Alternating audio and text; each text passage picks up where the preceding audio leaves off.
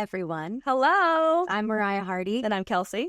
And we have a theater company called Mischief Story House. A brand new theater company that came from an amazing project that we were pretty crazy to start last year. We wrote an original play, musical, extravaganza about the Christmas story, the Nativity story, and it premiered last year in Redding, California. Yeah, we did a whole new perspective on the sacred story of the Nativity, the sacred story of Jesus coming to earth. But we wanted to tell it from more of a human point of view. Like, if you throw us into these characters, how would we have reacted? And God with the messiest of us was kind of what we were trying to portray. But we didn't start 2023 thinking that this would even happen at all. Mm. This was not even a dream in our hearts. This all happened within 6 months. So are we crazy? Yes. Yeah. But we want to tell you about it. Mariah, do you want to drop us into this crazy story? I would love to drop us in. Both of us, I think, have a little bit of delusion. And we think we can do anything, or I can convince Kelcy she can do anything. It's true. A half marathon is on the books. Yes. So, and I ran a mile last week for the first time. So on a treadmill. We're doing great. Baby steps. Yeah, but I think this whole process was a lot of blind faith and delusion and a lot of belief. And we hit some boulders, not just rocks in the world, but boulders that so much money was invested and so much time and so much energy and people. And there was lots of moments where it looked like we were not going to make it. This is going to be a flop and nobody was going to come to see it. Yeah. All hope was lost. The feeling of imposter syndrome of we've convinced all our friends and family to invest time and money into this. Oh. And oh God, this Kelby. We had to lay on the floor right here and we're we must do Wim Hof. We were both shaking and we couldn't sleep. We were nauseous. We didn't want to eat. And we're we just need to breathe. We need to do a breathing exercise. And we got up and we're okay. Here we go. And Daisy, who's here with us, our emotional support dog, she was very vital in that time. So we had a lot of support in the midst of the chaos, but there was a lot of chaos. Well, the story, I go to church at this place called The Stirring, and they have an upper stage where they used to do services, but then they moved it down to this square in the middle of in the room. And as an actor, your kind of dream is to do something called In the Round, which is where there's seats on all sides. And I was sitting in service, not really paying attention, and I started thinking about Mary for some reason, Mother of Jesus. And I had just gone through several pretty intense family traumas, death, just really horrible accidents. And I was feeling really, not just mad at God, but you tricked me. You told me you were all these good things. And then there's been too much pain, more than I can bear. And for some reason I was thinking, I wonder if Mary ever thought that. I mean, she's 13 and her whole life is changing. Granted, 13-year-old back then having a baby is far different than 13-year-old in our day and time having a baby, but still, it's young. Mm-hmm. And I just wondered maybe if she had this wrestle with God, if she, after she had been told what was her journey to, what's it called when she comes to Elizabeth? The Magnificat, where she is celebrating what the angel has told her. Right. And Elizabeth confirms that it was God. So what happened between the angel coming to her and this moment with Elizabeth? There had to have been a journey. Otherwise, she's the most disassociated person on planet Earth. What a task to have. Besides just having a baby and your body changing, the fact that you're bringing the Savior to Earth. Gosh, so yeah, I just thought, how cool would it be to write something to kind of share her inner monologue in this theater in the round? And then I started thinking, how cool would it be if angels came from all sides and they were maybe whispering and singing and you're in the audience and you turn around, there's an angel there, there's an angel there. And so it was the middle of July Yes. And you had come over to my parents' house. They just put a pool in, and we were laying in the pool. It was probably like 105. Gosh, yes. And I was like, hey, I've got this idea for a Christmas play. I've got these two scenes kind of running through my head. What do you think about writing this with me? And I was just like, yeah, cool. I was excited at the thought of writing something that was not like subject matter that I knew. That felt kind of cool. Yeah. Because I had been playing around with my own like goals and like wanting to write in that year. 2023 was a year I wanted to write a lot. Yeah. And I just felt so stuck and I felt like nothing was working. So when you came with an idea that felt on something that I loved, like, okay, sure. Now, was I thinking December we'll have a show that people are buying tickets to? Absolutely not. That was not even a thought in my head. I was thinking maybe 2027, something reasonable where you take a show and you take time to develop it. But the thought of writing with you felt so exciting. And the thought of writing, again, something I cared about felt also exciting. So, and we had lived together before, and then we moved out of one place and moved into a place where your brother was living. You moved in there. I had to wait for a little bit, me and my husband. So we stayed with my parents, and we're like, we miss each other so much. Yeah. So let's just get together once a week and write so we can spend some time together. Mm-hmm. And we have a coffee shop in Reading called Theory. And so we had Tuesday. It was cheekily called Thursdays at Theory, but then we only did that once. We only met at Theory once, and then it moved to Tuesdays. So it was Theory Thursdays on Tuesdays at your parents' house. So every Tuesday we got together and we wrote in the morning before you went to work. Mm-hmm. And we pretty quickly, we did a little outline of all the scenes. We had shepherds, we had wise men, we had Mary and Joseph, and then we had Herod and his confidant Flavia. And they all kind of wove together in this story, and we outlined it all. And at that moment, were you like, we can do this? The outline was a big, we got this moment. It felt very much like, oh, now there's like bones to build on. Right.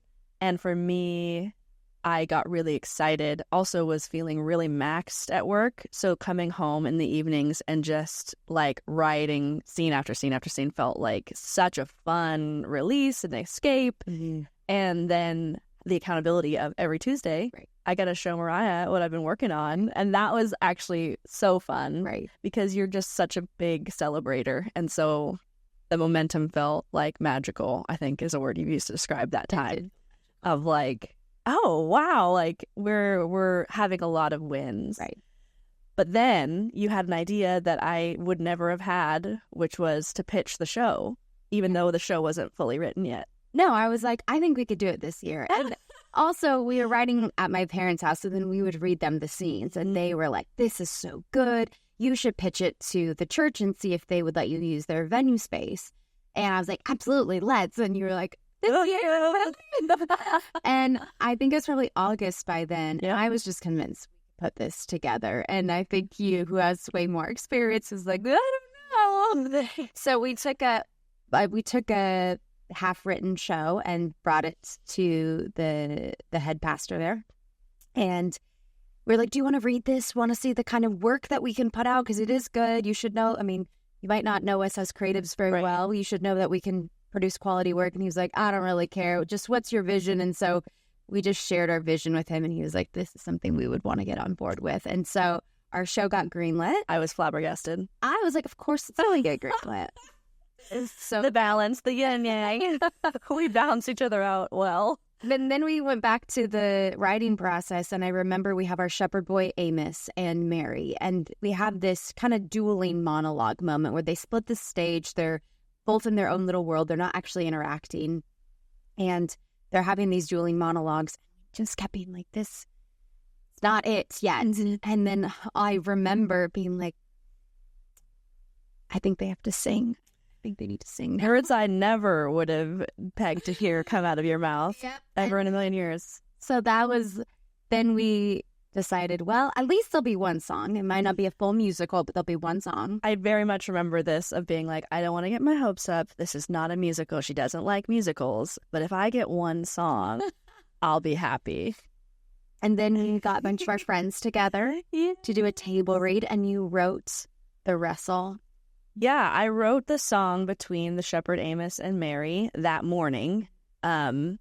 Literally, I was late to the table read because I was like writing it. Kelcy's a musical genius. But thank you. But it was very like invigorating. It was this type of like the good kind of stress where it's like I'm having to reach my edges and see what exists there. And so I'm so grateful. I don't know that I would have had that like productivity or expression if we hadn't have just been taking step by step by step, moving forward gradually and doing things before we were ready. I felt like we're ready. So many things before we were ready. So yeah, having all of our friends come over for the table read when this center drama school who like know what they're doing and know what they're talking are going to have opinions. Has studied story structure and characters and and we're like, hey, here's the story that again, this central part of the story was written this morning, couple minutes ago. Hope you like it. But that was so surprising and like invigorating to hear their feedback. For me, that was a big turning point. Yeah. When everyone was like, there's things that need to change, but we're so moved. Yeah. I think that was where I was like, okay, we're doing this. Even Nate greenlighting the project it didn't feel real until I think our community saying this is good. Mm. And I was like, yeah. Well, so then we go back, finish writing it. Me and my husband Daniel wrote the lyrics. Mariah writes a song. A guy, me who hates musicals, wrote a song for a musical. Oh my god! And we tried to cut it from this year's show, and we got extreme backlash. Yeah, people were like, "That is our favorite part of the show. You cannot touch it." So we didn't. We did not touch it. There we go. It's back. It's back. Popular demand, literally. Yeah. And then you wrote another song between Mary and Elizabeth that's so moving, so beautiful. And then we hosted auditions in October. Yes. We did online auditions, which I have been part of productions before where I've been like, someone who is helping the production move forward. So someone is telling me what to do and then I implement. Yeah. This was a whole new world that I was not used to, which is I have ideas of what we need to do and then we just do it. And it was so disorienting at first of like, no one is telling me this needs to happen, but I feel like it needs to happen. And then it's happening. And now people are submitting videos. And what do we do with this? We don't know. Yes. Oh, like we want to be in your show. And that was so, that was crazy. But I think both of us felt like very embodied. And like, at least I did. Like, this is who I was meant to be. I'm supposed to be running these. Like, I'm supposed to be running a production. This is so fun. Yeah. And which luckily that flip-flopped later when I was having meltdowns of, we can't do this. Kelcy was, we can do this. We are meant to do this. And so that was nice. But my parents have high delusion and high belief, and I have high delusion and high belief. That is both a blessing and a curse. It's a fine line, you know. Got us off the ground that year. It did. Oh, man. So we casted the show, did a table read mid-October, and started rehearsals the next day. Yes. But what happened before we started rehearsals the weekend before? We lost our rehearsal venue. And sure did. We were 4 days before we were supposed to have the start of rehearsals. Yes. We got a call from the venue and said that we can't use things are changed, which I feel like that, you know, that kind of thing happens. It is very interesting to be so close to that kind of thing happening. Yeah. I feel like when I was working in other situations, it was, I get the news and then I take it to the leadership and the leadership decides what to do. It was all just affecting us directly. And that was so new. I didn't know quite what to do with that. I remember laying in my bed talking through like, what are we going to do? Where are we going to rehearse? And we were like, well, living rooms. We've got living rooms. We've got living rooms and we can start there and hope for the best. And we did start there. But we ended up getting a great rehearsal space for free. It was really beautiful and perfect and felt magical.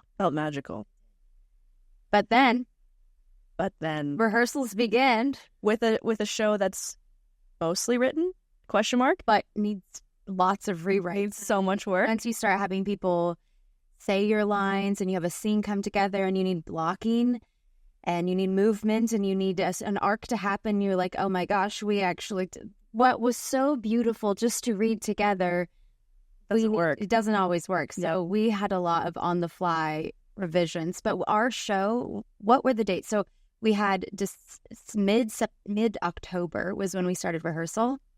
And then our show was December 12th or some 13th, something around there. 6 weeks.